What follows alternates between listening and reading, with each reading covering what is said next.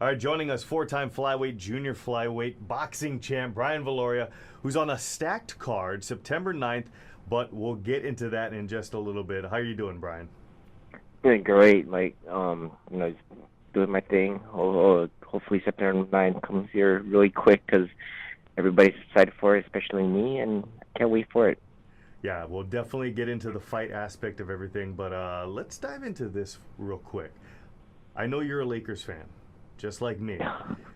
We've been struggling the last 4 years. Lonzo Ball definitely giving some excitement to the Lakers. What's your perspective on how the Lakers summer league is going? It's a great. What I've been seeing from Lonzo so far, he's very very promising.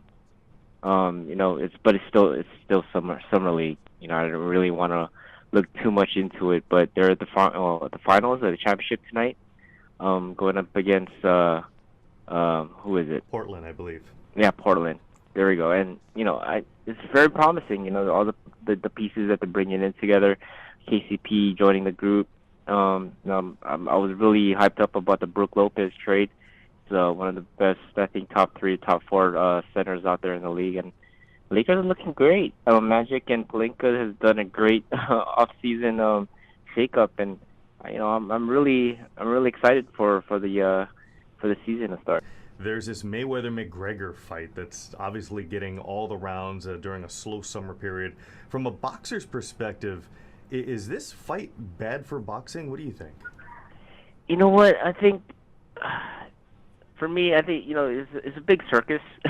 Yeah. With all the press conference and the coverages that they have, the world tour, but it's making people turn their way towards boxing and MMA, and in the fighting world. I think it helps, but it also for the boxing purists, I think it just it's almost a laughing stock. Yeah, I mean, you're surrounded by guys who have been in the industry. You've been in the industry, pretty much all your life. Are some boxers looking at this like it's almost an undeserved shot for Conor to just get a crack right at Mayweather? Exactly what you said. I think a lot of his fighters, there's a lot of fighters out there that's training extremely hard for shots like that. And here's a guy who hadn't really laced up boxing gloves before, haven't stepped in the ring. And to have a shot like this. But I think it's great for the sport in a way. They're making people that who probably even who hadn't even watched the boxing a day in their life, turn into a sport, and they'll probably tune in to watch Mayweather and Conor McGregor fight. Hopefully they'll put up a great fight, which I'm kind of skeptical about. I don't really see Mayweather as a type of fighter that puts up great fights, exciting fights. Hopefully Conor McGregor can bring something out of him that could make him fight, during that night. But I hope they do put a great show and turn those fans into more boxing fans. So that's what I hope. And God bless them. They've talked their way into hundreds of millions of dollars, and now it's just time for them to perform. If you could do a crossover sport, what would Brian Viloria do? I would probably do golf. Really? Nice. Do you get a chance to play often? I've been swinging the sticks here and there, hitting the links, for the past few years. I wish I was I started off with the game a lot sooner. I fell in love with it, but longer career, definitely. Yeah, it is, and it's really tough. It's a very tough sport. You have to know, your body. You got to know your body, the way you swing things, and you have to almost be perfect all the time in terms of your swing mechanics. And it makes you cerebral in the way that you have to know, how you put your foot down, your foot placement, and all that, and it's really relaxing at the same time. It's really, for me, it's really competitive because I'm a competitive guy by nature, and when I have my buddies around with me playing for a game, it turns into this all-out brawl in the middle of the golf course. Oh man! Hopefully they don't have to call security on you guys. No. Not that kind of brawl. Doesn't get that crazy. No, not that. In terms of just who has a better score and all that. But can I ask you, do you have a particular handicap, or are you kind of still in the novice stage of things? I'm okay. I'm maybe around 13, 14 right now in Wow. terms of, but I'm getting pretty good. I was from what I think my handicap before was like a 34, 40. Yeah, I'll no, say, high that's 30s. mine on a great day. So, yeah, no, that's But I've awesome. been, yeah. Well, let's look ahead at September 9th.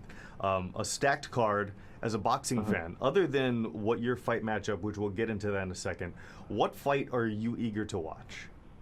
All of them. All of them. All Why these so? guys yeah, I mean, guys like Estrada who I've faced already, Chocolatito, who have also faced. All these guys, are the guys that, just round about some of the best fighters in around, around my weight division. And so, I want to see these guys and how they fight, and I think we're going to put up a great show. I mean, it's time that guys in the lighter weight division below 120, 125 pounders get to have a chance to show some of their skills, in the ring, and this is going to be a great card, and I'm excited to watch all of them. Your opponent has not been decided yet. Is there anyone that you would like to face, or maybe you can hint at that we may see sign on the dotted line soon? We're not.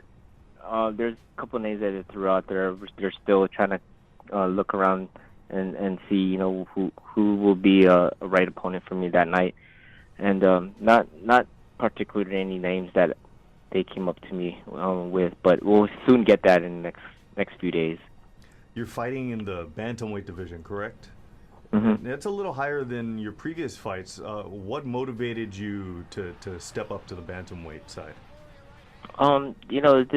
My fight might be just 8 or 10 rounds, and usually I do fight a little higher, so it makes me not have to drop weight too much. And I fought at 115. I fought 118 a few times already in my career, and I fought at 115 also a few times. And so it's not my first time moving up in weight. It's just sometimes I do this just so I don't have to kill myself too much to drop down to 112 or not. When we do look for a world title, I believe it's going to be at a flyweight division. Was cutting weight, you notice, is it a little bit tougher now? You're 36, and it's, the odometer doesn't stop. Yeah, it doesn't. And so, it's I try to keep it around that weight. I mean, I fought back in March already, so in between then and now, I try to keep myself closer to my weight than I normally would do. So, when I do get back into training camp, it's not as hard and difficult. Because, at this age, you do take a little bit more time or a little bit more effort into dropping your weight. And so, hopefully, from my last fight, I haven't really let myself go out too much. I've been in the gym, I've been doing my road work, and I've been keeping myself in shape.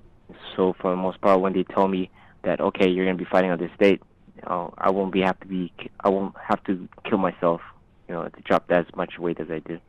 Well, Brian Viloria, thank you so much for your time again. You're on a big stacked card September 9th. We're looking forward to seeing you get back into the ring. We appreciate your time. Thank you. Thanks, Mike. And go Lakers.